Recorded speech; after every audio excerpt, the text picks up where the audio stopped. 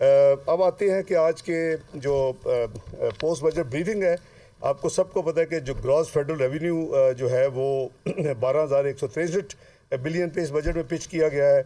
इसमें FBR की collection 9,200 है और जो नॉन टैक्स रेवेन्यू है 2,963 है। इस पर मैं थोड़ी सी आई नो कि मैंने जो पढ़ा है, सुना है, जो बहस देखी है, उसमें मेरा ख्याल है कि क्लैरिफिकेशन देनी ज़रूरी है, अभी दे दूँगा। इसी तरह इसमें स्टेट बैंक प्रॉफिट है 1113, इसमें PDL प्रॉफिट लेविड के 869 है। इस हवाले से भी मैंने ऑब्जर्वेशन देखी, उसका भी अभी जवाब मैं देता हूँ। जो सूबों में 5,276 ट्रांसफ़र के बाद नेट फेडरल रेवेन्यू जो है वो 6,887 अरब है और टोटल फेडरल रेवेन्यू जो है एक्सपेंडिचर जो हमारा है इस रेवेन्यू के अगेंस्ट 6,887 के अगेंस्ट 14,463 है। उसमें करंट एक्सपेंडिचर 13,320 है। मार्कअप की सबसे बड़ी पेमेंट है 7,303 बिलियन जो इस बजट में रखी गई है। डिफेंस के 1804 बिलियन है। एमरजेंसी एंड अदर्स के लिए 200 हैं। ग्रांट्स 1464 है। सब्सिडीज़ 1074 है। इसके भी मैं आऊँगा। मैंने कुछ देखे हैं यानी लोगों के कमेंट्स कि जी इतनी बड़ी सब्सिडी रख दी 10,074, उसका भी मैं एक्सप्लेन करता हूँ कि उसमें क्या है। आई एम श्योर आपने देख भी लिया होगा। पेंशन्स हैं, पेंशन्स के भी इसमें 761 है। रनिंग ऑफ सिविल गवर्नमेंट के इसमें 714 है। इसी तरह PSDP पे कुछ बहस होती रही। मैं भी 2 प्रोग्राम्स में गया। कल मैंने वादा किया था तो उनको मैंने उन 950 बिलियन उसमें भी डिस्कस हुआ। इसी तरह फेडरल जो डेफिसिट है वो 7,573 यानी -7.2 और प्रोविंशियल सरप्लस के बाद 650 6,923 विच इज़ 6.54%। तो ये हमने जो है ये हमारी 7.9 था पिछले साल। इस साल जो क्लोज हुआ है वो 7 पे हो रहा है और जो हमारा OFT जैसे हम कहते हैं विच इज़ द फाइनल, तो वो 6.454 प्रोजेक्टेड हमने किया है। ओवरऑल प्राइमरी जो बैलेंस है वो 380 बिलियन पे रखा गया है और ये 0.4% ऑफ द GDP है। नॉमिनल GDP नंबर 105 ट्रिलियन का है अगले साल के लिए। और इसमें जो हमारे मेन की जो हमारे डेवलपमेंट प्रोजेक्ट्स उसका लिंकेज है कि जाहिर है कि आप अगर डेवलपमेंट करेंगे, जैसे मैंने कहा कि वो भी मैं कुछ जो सवालात कल से उठे हैं मैं उसके जवाब दूंगा, तो वो है कि आप जितनी है कि प्राइवेट सेक्टर पब्लिक सेक्टर दोनों करेंगे तो मुल्क में आपकी तरक्की का पहिया चलेगा। और वो हमने जो पहली दफ़ा मुझे याद है जो लास्ट बजट मैंने पेश किया था 2017-18 का, first time it cross 1 trillion. PSDP 1001 था और अभी उसके बाद पहली दफ़ा एक नई हिस्टोरिक हाई क्रिएट की जा रही है जो कि पिछले साल 567 जो है जो एक्सपेक्टेड एस्टीमेट रिवाइज एस्टीमेट है उसके नतीजे में ऑलमोस्ट डबल है 1150 बिलियन। तो इस हवाले से ये जो PSDP है इसमें मेनली इंफ्रास्ट्रक्चर के लिए 491.3 बिलियन है। इसमें सोशल सेक्टर के 241.2 बिलियन है। इसमें जिसमें हेल्थ 22.7 है। एजुकेशन हायर एजुकेशन 82 बिलियन है। इसमें SDGs के 90 बिलियन है। इसमें अदर सोशल सेक्टर 46 बिलियन है। और जो इंफ्रास्ट्रक्चर में एनर्जी 86 बिलियन है। ट्रांसपोर्ट और कम्युनिकेशन 263 बिलियन है। वाटर 100 बिलियन है। Physical planning and housing 42 billion है। इसी तरह स्पेशल एरिया जो हमारे हैं मर्ज डिस्ट्रिक्ट्स है 57 बिलियन, फाटा पाटा जो मर्ज किए गए हैं साइंस, तो ये मिला के स्पेशल एरियाज़ के लिए 61 बिलियन इसमें रखे गए हैं। और साइंस एंड IT के लिए 33.7 बिलियन रखे गए हैं। इसमें जो production sector food and agriculture के लिए 45 बिलियन रखे गए हैं। इसी तरह इंडस्ट्रीज़ और जो टोटल फेडरल जो मैंने अर्ज़ किया कि 950 बिलियन और जो PPP और BOT मॉड में जो 200 बिलियन है वो मिला लें तो 1150 है। करीबन 1559 जो है वो इस वक्त सूबों का नंबर है जो कि मेरे नज़दीक बढ़ेगा क्योंकि इसमें 2 सूबों के 4 महीने के जो है डेवलपमेंट बजट के फिगर्स हैं, पूरे साल के नहीं है क्यों आइन के तहत सिर्फ 4 महीने का बजट दिया जा सकता है। तो ये मैं समझता हूँ कि अगर ये PSDP पे हमने सही तरह अमल कर लिया और इसको ट्रांसपेरेंसी के साथ इसको हमने इन्वेस्ट किया पाकिस्तान में, तो ये जो एक बहस है कि जी 0.29 से 3.5% क्या होगा कि नहीं होगा, इट इज़ ईजीली अचीवेबल।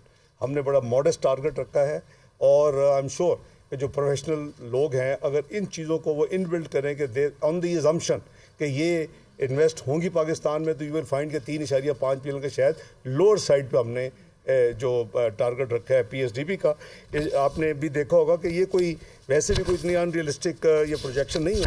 मैंने कुछ कंट्रीज़ का एशियन डेवलपमेंट बैंक जो है वो देर ऑलवेज कंजर्वेटिव, वो 2% कह रहे हैं, ये वर्ल्ड बैंक 2% कह रहा है, लेकिन IMF ने खुद का 3.5% का टारगेट IMF ने अनाउंस किया कि वो एक्सपेक्ट करते हैं। ब्लूमबर्ग 4% कह रहा है, फिच 4% कह रहा है, अपना जो SMP है स्टैंडर्ड पुअर वो 2-2.5%। तो बहरहाल हमने अपनी जो प्रोफेशनल यानी कैलकुलेशंस के हिसाब से हमने जो किया है उसके हिसाब से ये इंशाल्लाह डूएबल है। तो बेसिकली जो हमारे जो fiscal main macro economic indicators हैं वो चंद यानी जो इम्पोर्टेंट है उसकी मैं जिक्र कर देता हूँ। इकोनॉमिक ग्रोथ जैसे मैंने कहा 3.5%, इन्फ्लेशन प्रोजेक्ट कर रही है Pakistan bureau of statistics planning के साथ 21% अगले साल।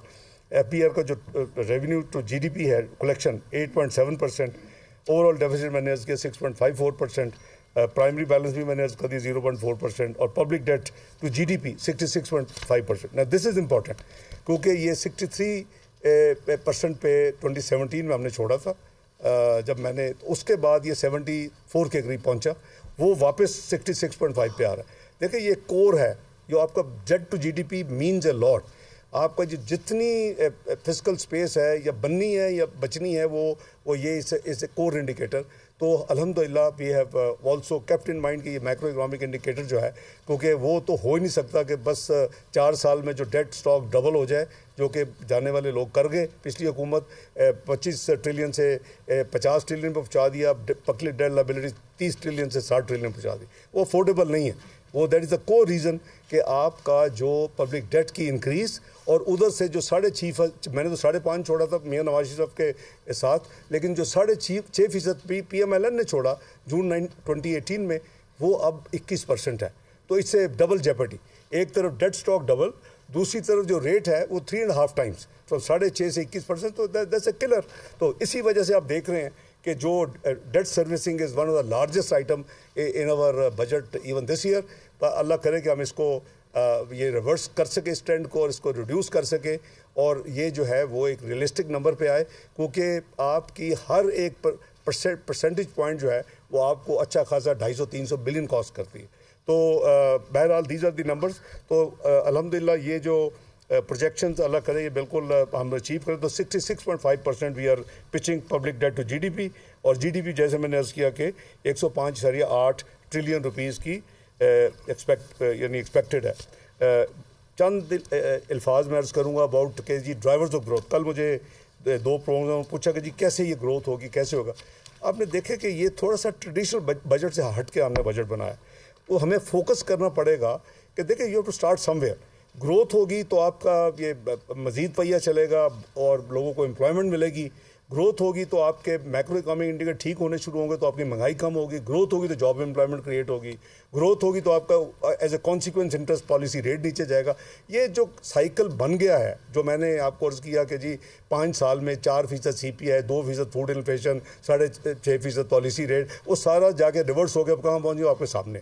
तो इसको हमने रिवर्स करना है। मैं तो कहता हूँ कि हमारा पहला हदफ जो होना चाहिए कि we should go back to achieve 2017 macro economic indicators. Once you get that then you have the second goal to achieve what PricewaterhouseCooper said कि you will be part of G20। I think एक nuclear, एक मिसाइली, एक power, एक कुव्वत होने के नाते ये पाकिस्तान अगर अपने आप को मुआशी कुव्वत भी बना ले, उसमें शामिल हो जाए, I think that what is nation expects from us, the politicians, और इंशाल्लाह that is at least the hadaf of this government and PMLN in particular।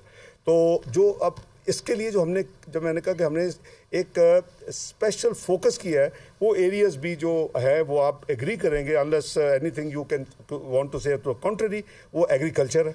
सारी दुनिया कोई इससे इख्तलाफ नहीं करता कि सबसे जल्दी जो आपको डिविडेंड या आपको जो फ़ायदा मिलता है that is from the agriculture sector.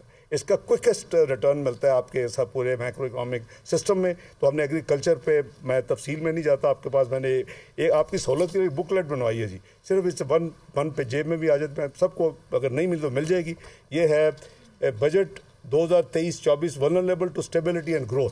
जैसे मैंने कल भी अर्ज़ किया कि हमारा मेन ये है कि वल्नरेबिलिटी बहुत स्टीप थी और बहुत गहरी थी, उसमें से हम निकल के मेरे नज़दीक हम अल्हम्दुलिल्लाह स्टेबल हो गए हैं। ये अब मज़ीद डिक्लाइन, मज़ीद तबाही, मज़ीद गिरावट वो रुक गई है। अब इसको हमने पॉजिटिव तरीके से इंशाल्लाह उसको लेके जाना है।